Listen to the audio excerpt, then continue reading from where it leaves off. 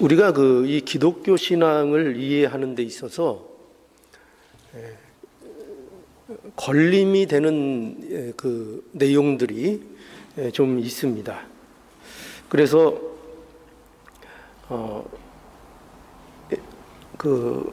많은 신자들이 오해를 하는 경우도 많이 있고, 그리고 늘 신앙생활을 하는 데 있어서 그 마음에 이렇게 좀 개운하지 않은, 뭔가 이렇게 찜찜한, 뭔가 이렇게 믿고는 싶은데 이해가 잘 안 되고, 또 믿자고 하니까 이게 좀 말이 안 되는 것 같고 불합리한 것 같은 그런 내용들이 우리가 신앙생활을 하다 보면 많이 만나게 됩니다. 그런데 그런 것 중에 대표적인 것 하나가 뭐냐면 바로 이 하나님의 선택의 문제입니다. 하나님이 선택하셨다라는 거죠. 그러니까 이 하나님이 선택하셨다는 것은 어떤 자는 하나님께서 선택하셔서 구원을 받게 하시고, 또 어떤 자는 선택을 하지 않으셔서 지옥에 갈 수밖에 없는 이런 내용을 성경이 우리에게 말하고 있습니다. 그래서 이 선택의 문제는, 만약에 이것이 사실이라면 하나님께서 정말 선택하셔서 어떤 자들은 선택하시고 어떤 자들은 선택하지 않으셨다면, 그렇다면 하나님이 좀 불공평하신 것이 아니냐, 이거는 좀 불의한 것이 아니냐, 이거 납득할 수 없다, 이해할 수 없다, 이런 마음을 우리가 가지게 된다는 거죠. 그래서 오늘 이 말씀은 바로 이런 문제를 이제 바울이 다루고 있는 것이 오늘 본문의 내용입니다. 바울은 먼저 여기 보면은요, 14절에 이렇게 진술합니다. 14절에 보면, 그런즉 우리가 무슨 말하리요? 하나님께 불의가 있느뇨? 그럴 수 없느니라 라고 해서, 과연 하나님의 선택이 불공평한 것이라고 말할 수 있는가 하는 것에 대하여 이제 이 바울은 먼저 하나님께 불의가 있을 수 없다는 것부터 분명히 하는 것으로 이 설명을 이제 시작하고 있습니다. 그러니까 바울은 이 하나님의 선택은 이렇게 얘기하는 겁니다. 바울은 하나님의 선택, 누구를 택하고 누구를 택하지 않은 이 문제는 너희가 생각하듯이 불공평한 일이 아니고, 이 일은 하나님의 은혜와 하나님의 긍휼에 달린 문제다, 이렇게 바울이 설명하고 있는 것이 오늘 본문의 내용입니다. 그래서 오늘 이 본문의 내용 보면 먼저 어떤 식으로 이 문제를 바울이 설명해 나가는가 하면, 우리 15절과 16절을 보시죠. 15절과 16절.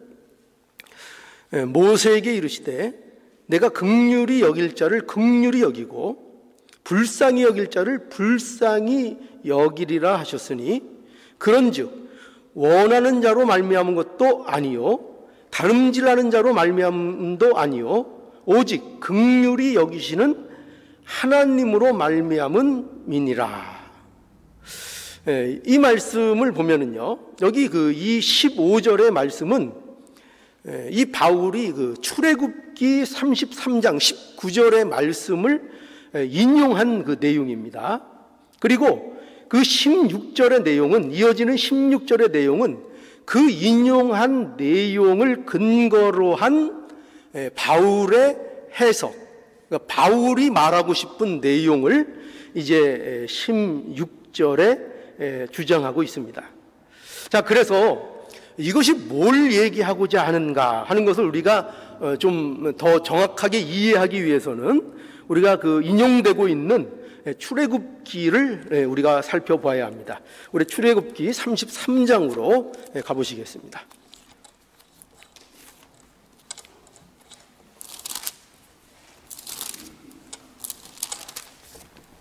출애굽기 33장 19절을 우리 보시겠습니다.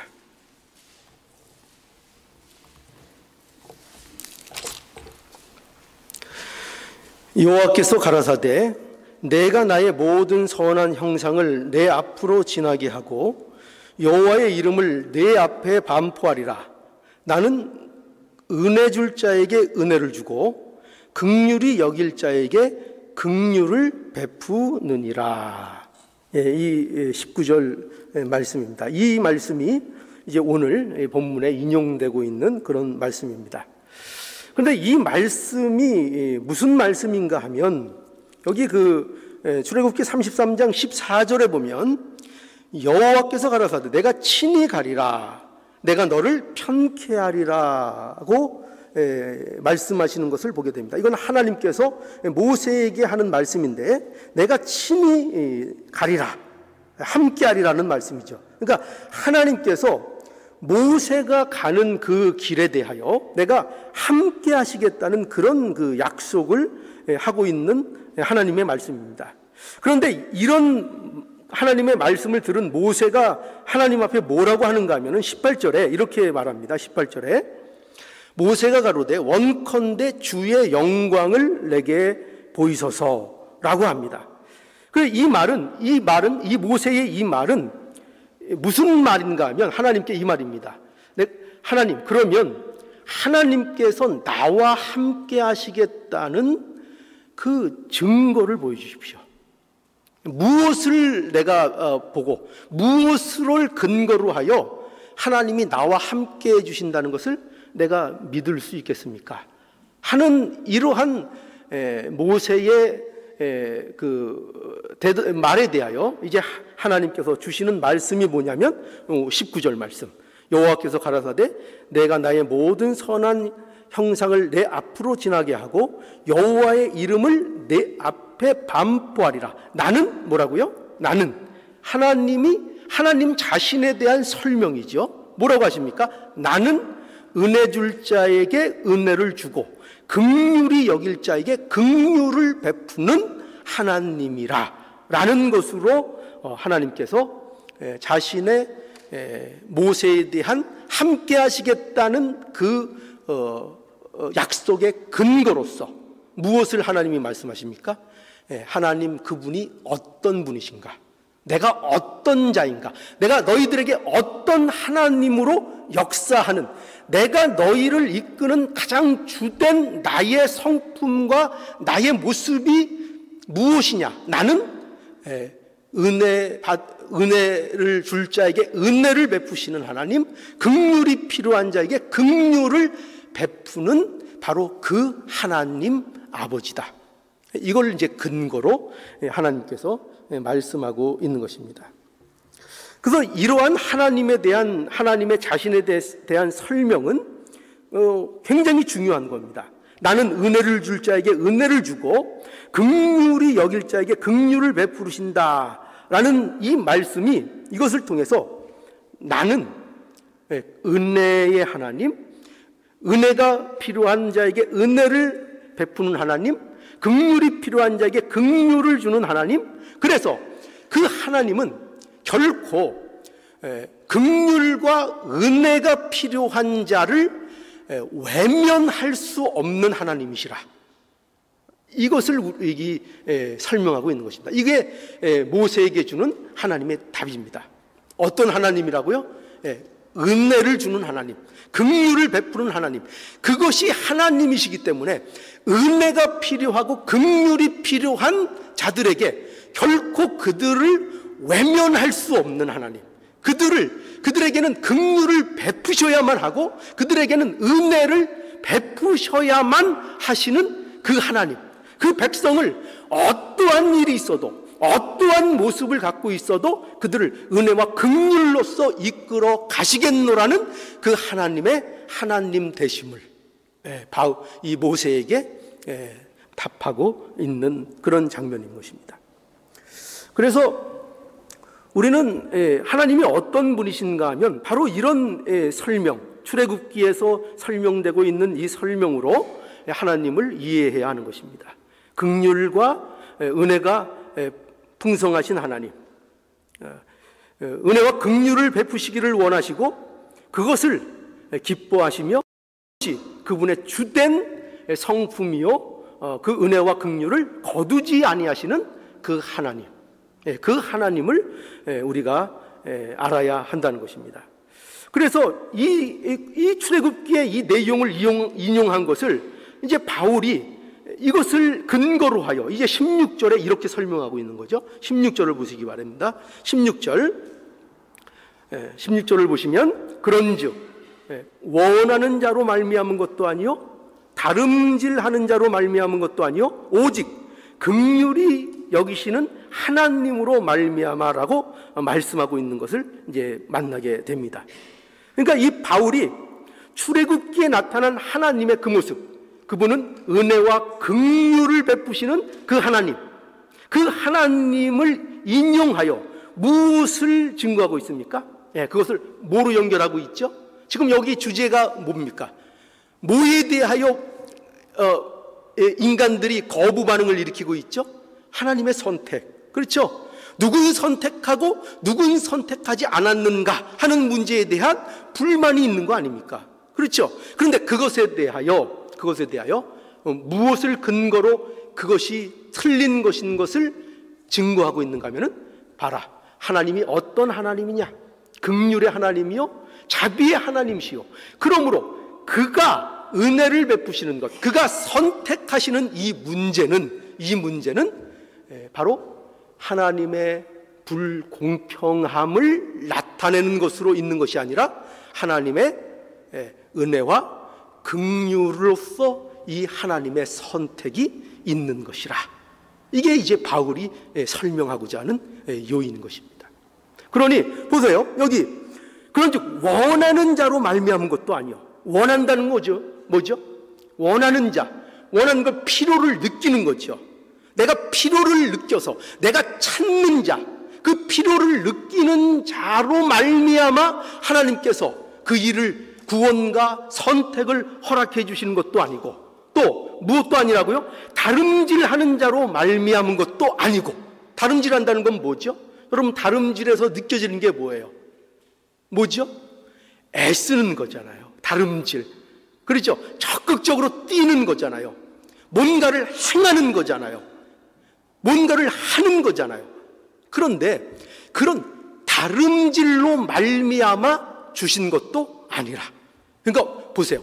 인간이 원해서 된 것도 아니고 인간이 다름질해서도 된 것도 아니고 인간이 필요로 원해서 된 것도 아니고 인간이 노력하고 애써서 된 것도 아닌 것을 주신 것, 그것이 뭐냐?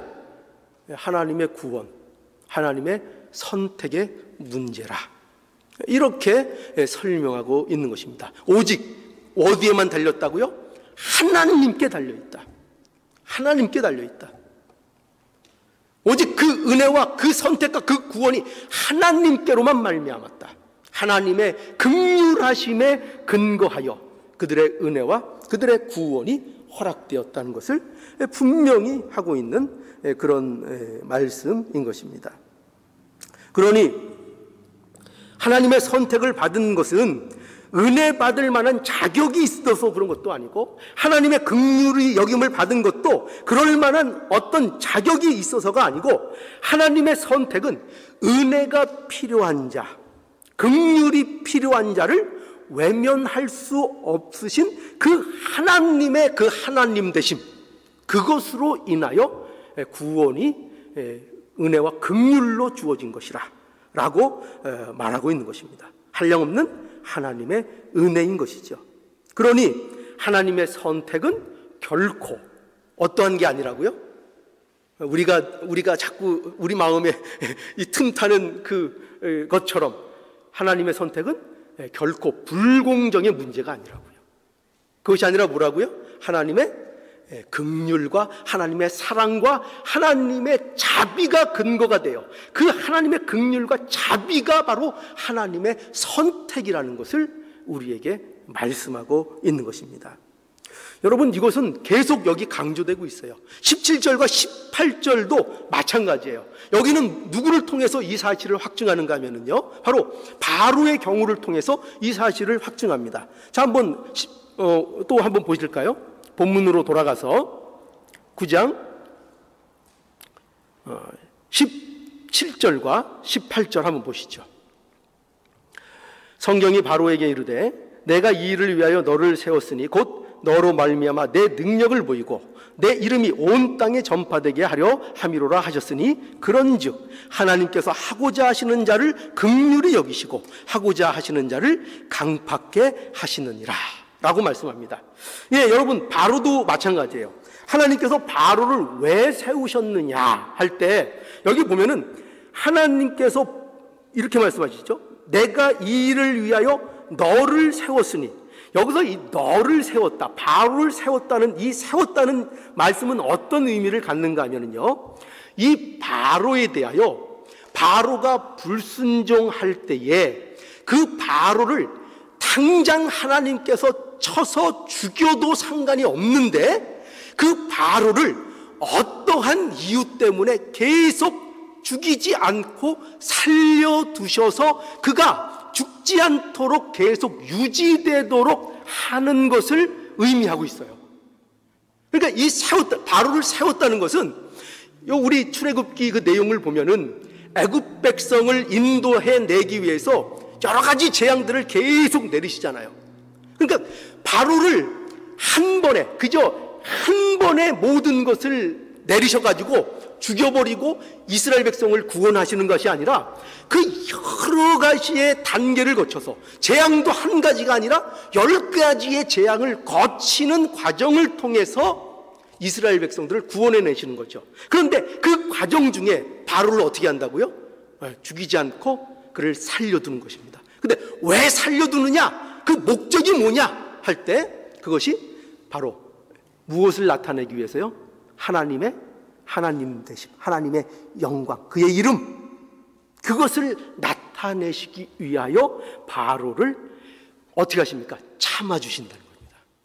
바로를 참아주시고 바로에 대해서 인내하시는 것 통해서. 그래서 결국 이 내용들이 우리에게 보여주는 내용이 뭐냐면 바로를 통해서도 무엇이 증명됩니까?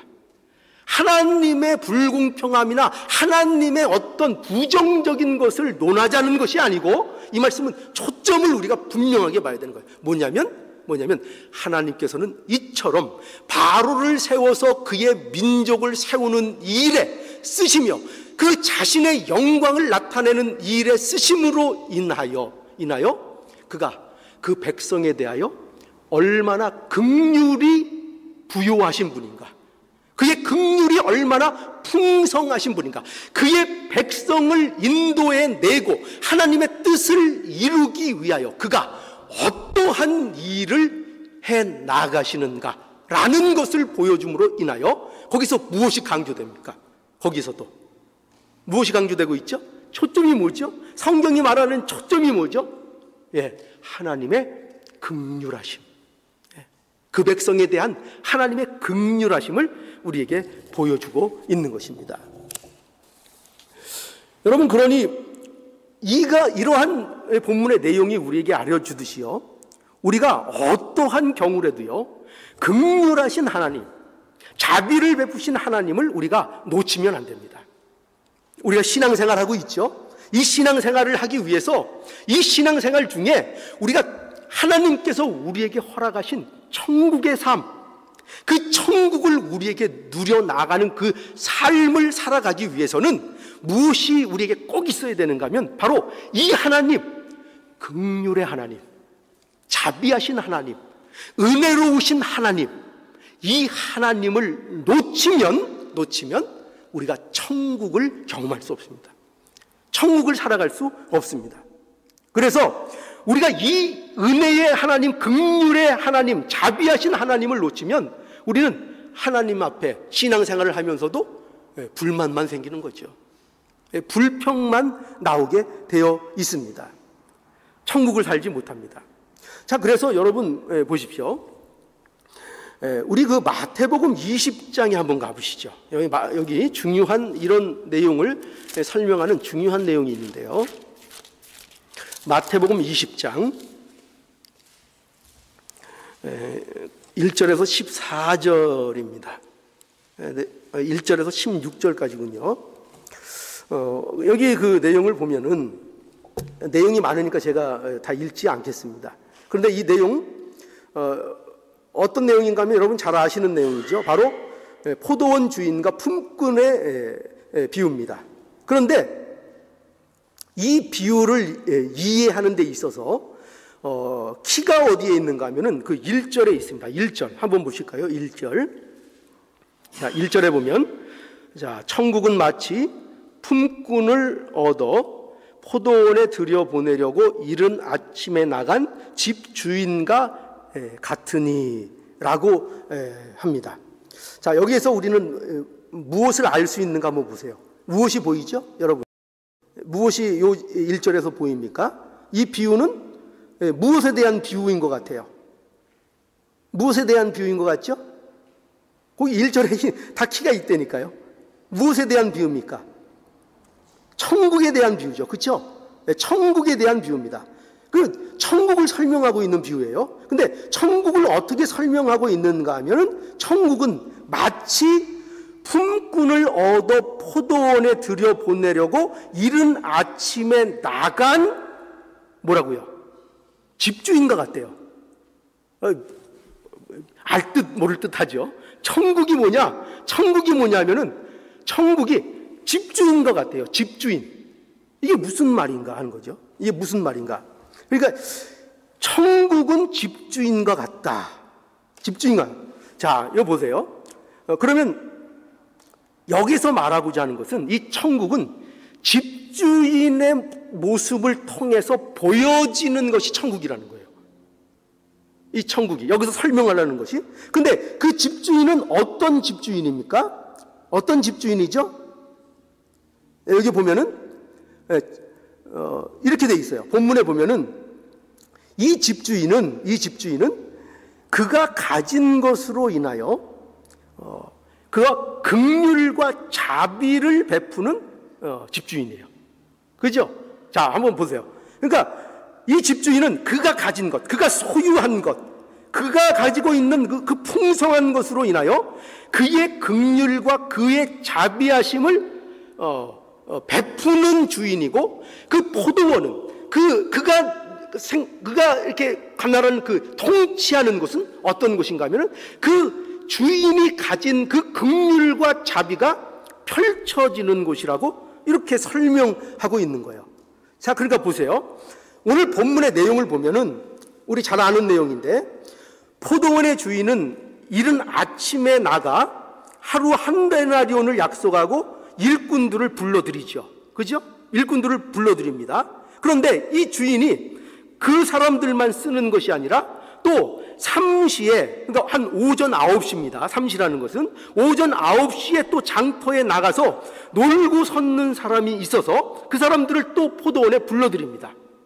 또 그뿐만 아니라 또 나가서 6시, 그러니까 12시 정오에도 나가서 거기서 있는 사람을 불러서 드리고, 또 제9시 3시에도 나가서 불러드리고, 이제 마지막에는 제11시 5시에도 나가서 불러드립니다. 근데 이 5시는 일이 끝나기 이제 임박한 거예요. 그죠? 그 시간에 이제 불러드립니다. 그리고 일들을 시키는데, 그리고 저녁이 되어서 품꾼들을 모아서 품삯을 나눠줄 때에 이제 나중 온 자부터 품삯을 줍니다. 그런데 맨 나중 온 사람에게 이 주인이, 그러니까 5시에 들어온 자죠. 일이 거진 끝날 때 들어온 자예요. 근데 그에게도 이 주인이 한 데나리온을 주는 겁니다. 그러면 그 앞서 들어왔던 많은 사람들은 어떤 기대를 갖겠죠? 일 끝나기 바로 전에 들어온 사람들도 한 데나리온을 줬으니 우리는 최소한 저거보다는 갑절은 받겠다. 이른 아침부터 들어온 사람은 분명히 보너스에다가 두둑하게 받을 거다, 이런 기대를 하고 있는데, 그런데 주인은 어떻게 했다고요? 똑같이 한 데나리온씩을 줍니다. 이 문제에 대해서 먼저 온 그런 품꾼들이 이제 불만을 터뜨리죠. 불평을 합니다. 불만을 합니다. 이 불만에 대하여 주인의 대답이 뭐죠? 주인의 대답 한번 보시죠. 13절부터 한번 보실까요? 주인의 대답. 주인이 그 중에 한 사람에게 대답하여 가로되, 친구여, 내가 내게 잘못한 것이 없노라. 내가 나와 한 데나리온의 약속을 하지 아니하였느냐? 내 것이나 가지고 가라. 나중 오는 사람에게 너와 같이 주는 것이 내 뜻이니라. 내 것을 가지고 내 뜻대로 할 것이 아니냐? 내가 선함으로 네가 악하게 보느냐? 이와 같이 나중된 자로서 먼저 되고 먼저 된 자로서 나중되리라 라고 말씀합니다. 여러분, 굉장히 충격적이죠. 여러분 보세요. 천국이 어떻게 묘사되고 있는지 보세요. 천국에는 반전이 있는 거예요. 천국에는 반전이 있는데, 그것은 어떤 반전이 있느냐? 내 생각과 내 지식으로 생각되는 것, 내 지식이 드러나는 것이 아니에요. 그러니까 내 생각 또는 내 의지, 내 뜻, 내 지식, 이런 것이 천국에서는 드러나고 그런 것이 영광을 받는 것이 아니라 오직 하나님의 뜻이 실현되는 것이, 그게 천국이라는 얘기예요. 하나님의 뜻이 실현되는 곳이에요. 그러니까 하나님의 뜻은 예수 그리스도 안에서 누구나 긍휼을 입는 것입니다. 긍휼을 입는 거예요. 즉 천국은 하나님의 긍휼이 실현되는 곳이라는 것이죠. 그게 천국인 거예요. 천국은 하나님의 은혜와 하나님의 긍휼하심이, 그 하나님의 하나님 되심이 마음껏 가감없이 펼쳐지는 그곳이 천국인 거죠. 그것이 천국인 것입니다. 그래서 하나님이 선하심으로 그분의 능력으로 긍휼과 자비를 베푸시는 것입니다. 이게 하나님이십니다. 그러니까 이 하나님의 긍휼과 은혜로우심이 펼쳐진 그 하나의 일, 그게 뭐냐? 바로 하나님이 우리를 선택하신 일이라, 이렇게 말씀하고 있는 것입니다. 여러분, 인간들은요, 이러한 천국의 내용에 대하여 불공평하다는 것입니다. 이런 내용에 대해서 불공평하다고 반기를 드는 것입니다. 우리 모두가, 여러분, 그 결말이 멸망으로 정해져 있었습니다. 그것은 하나님이 그렇게 하신 것이 아닙니다. 모든 인류의 멸망은 하나님이 그들을 멸망으로 떠다 민 것이 아닙니다. 인간이 스스로 자초한 문제인 것입니다. 착하게 살았다고요? 선하게 살았다고요? 열심히 살았다고요? 그래도 끝은 멸망이고 지옥입니다. 어떤 분들은 아직도 이렇게 생각하시는 분들이 혹 있을 수 있어요. 지옥에 가는 것은 세상에서 악한 일을 한 사람이 가는 것이라고 생각할 수 있습니다. 혹시 그렇게 아직도 생각하시는 분 있을까요? 살인자, 살인한 사람, 마약한 사람, 간음한 사람, 그래서 그 살인 때문에, 그 마약 때문에, 그 간음 때문에, 그것 때문에 지옥 간다, 이렇게 생각하는 사람들이 있습니다. 절대 그렇지 않습니다. 지옥에 가는 것은요, 그 지옥을 가기 위해서 우리가 뭘 더 할 필요가 없습니다. 더 악랄해질 필요가 없습니다. 어떤 죄를 더 질 필요가 없습니다. 그저 태어난 그대로 자연스럽게 아무 일 없이 편안하게 잘 살다 가면 지옥 갑니다. 이게 성경이 얘기하는 겁니다. 그래서 그렇게 모두 멸망 가운데로 갈 수밖에 없는 그들을 하나님께서 선택하신 것이 하나님의 뜻입니다. 그것이 긍휼이고 그것이 자비인 겁니다. 그러니 하나님의 선택은 어떤 자를 밀어내서 지옥 가게 하고 하나님이 지옥 가게 만들어버리고 어떤 자를 선택해서 하나님의 백성으로서 천국 가게 만드는 정도를 선택이라 하는 것이 아니고 하나님께서 한량없는 은혜와 긍휼과 자비로서 그의 백성들을 어떤 일이 있어도 부여잡고 하나님의 백성으로서 택하여 그가 목정하신 그 자리에 그들을 올려놓으시는 하나님의 선택, 이것이 바로 하나님의 선택입니다. 이걸 가지고 불공평하다고요? 이걸 갖고 불공평하다고요? 이걸 갖고 하나님이 불의하다고요? 그러면 공정하게 해서 모두 지옥 가도록 내버려 둬 버릴까요? 그러면 공정하겠습니까? 모두 지옥 가면 공평하겠습니까? 아니죠. 하나님께서는 긍휼과 자비로서 하나님이 긍휼이 필요한 자에게, 은혜가 필요한 자에게 긍휼과 은혜를 베풀어 주신 것입니다. 여러분, 제가 이 말씀을 증거하다 보니까 제가 하나 겪은 일이 묘하게 생각이 나더라고요. 그게 뭐냐면, 제가 한국에 있을 때 예전 오래된 일인데 아마 IMF가 한국에 왔을 때 일일 거예요. 그때 제가 어떤 그분의 그 건물 하나, 조그만 빌딩 하나를 제가 이제 관리하고 있었습니다. 어느 날 한 분이 찾아오셔가지고, IMF가 왔으니까 힘들죠. 뭐냐면 이렇게 저한테 사정 얘기를 하는 거예요. 제가 굉장히 어렵고 지금 잘못하면은 파산할 그런 지경이 있는데, 근데 렌트비를, 세를 좀 내려주면 안 되겠는가, 이런 이제 사정을 저한테 막 하더라고요. 그래서 사정을 다 이렇게 들어보니까 굉장히 곤란하고 안 됐어요. 그래서 제가 그러면 좀 무리가 있지만 제가 재량으로 제가 좀 어느 정도 내려드리겠습니다. 이렇게 해서 좀 내려드렸어요. 그런데 문제는 제가 참 이 사회 경험도 없고 순진한 사람이니까요. 그러니까 문제는 그 다음에 생겼습니다. 뭐냐면 새 들어있는 많은 렌트 한 사람들이 다 찾아와서 농성을 하기 시작하는 겁니다. 왜 쟤는 내려주고 우리는 안 내려주냐 해서 다 내려달라 이거죠. 안 내려주면 나가겠다 협박하고 하는 것을 이제 보게 됩니다. 그러니까 뭐냐면은 그들은 어떤 관점에서 보냐면은 불공평하다 이거죠. 왜 쟤는 내려줬냐?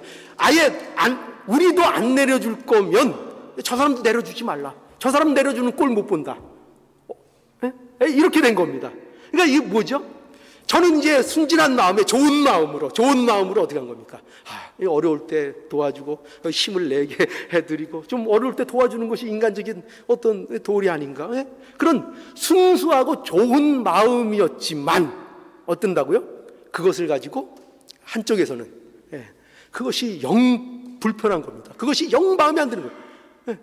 내가 내 이익과 관련되지 않은 문제, 내가 왠지 직접적인 자기의 손해도 아닌데 남이 잘 되고 남이 혜택을 얻으면 내가 어떤 손해를 보는 것 같은 이런 인간의 어떤 모습을 우리가 보게 되는 것입니다. 그러니까 참으로 인간에게는요, 묘한 구석이 있는 것 같아요. 선한 것을 선한 것으로 받아들이지 못하는 것 같아요. 그것이 선한 것이라고 해도 자신의 이익과 맞아떨어지지 않으면은 사람은 언제든지 뭐라고 한다고요? 불공평하다, 불의하다, 마음에 안 든다. 기준은 뭐라고요? 자기의 이익과 부합하느냐요. 자기 이익과 부합하면 공정한 것이고 자기 이익과 뭔가 동떨어지고 손해받는 느낌을 조금이라도 주면 그거 불공정하다. 불공평하다.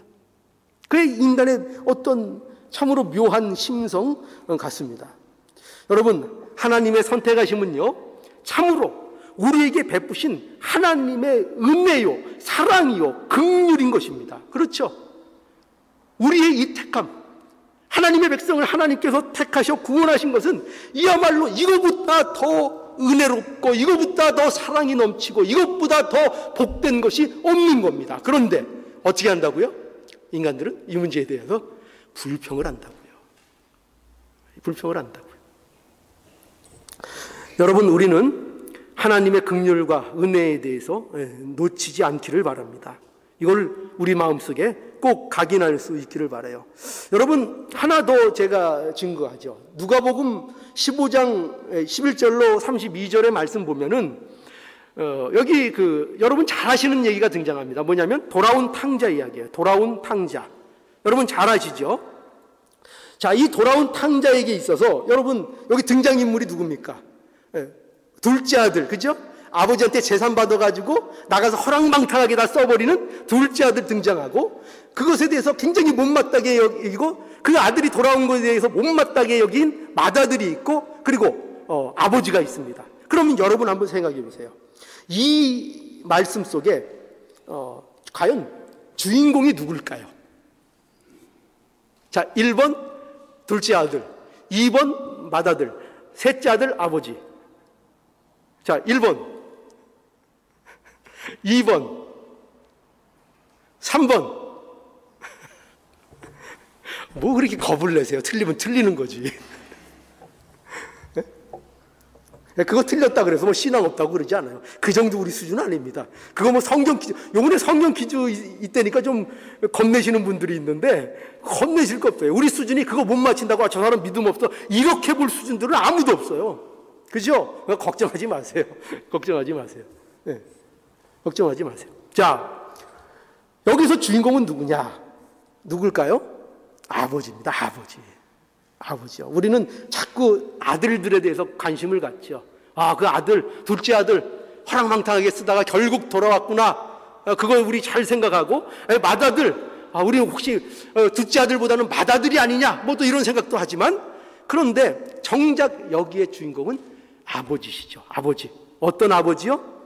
이 모든 아들을 기뻐 받으시는 그 아버지요. 아버지. 그렇죠? 그 아버지입니다. 그 허랑방탕하게 그 재산을 모두 갖고 와서 다 허비해버린 그 아들이 돌아왔을 때, 여러분 묘한 게 있어요. 뭐냐면 그 아들이 마치 먼저 회개를 한 그 아버지에게 회개한 것을 표현한 것 같지만, 근데 그 본문을 잘 보면은요, 먼저 회개한 것을 표현한 적이 없어요. 그죠? 그렇게 해야 되겠다는 마음을 가지고 아버지한테 돌아왔는데, 아버지는 멀찌감치 해서 그 돌아온 그 사실만 보고 뛰어나가서 기뻐 반겼던 것입니다. 그러니까 먼저 아버지 제가 잘못했습니다, 이걸 들은 게 아니에요. 들은 게 아니고 그죠? 아들이 돌아왔다는 그 사실 하나에 뛰쳐나간 겁니다. 내 아들 돌아왔구나. 그 아버지요. 그 아버지.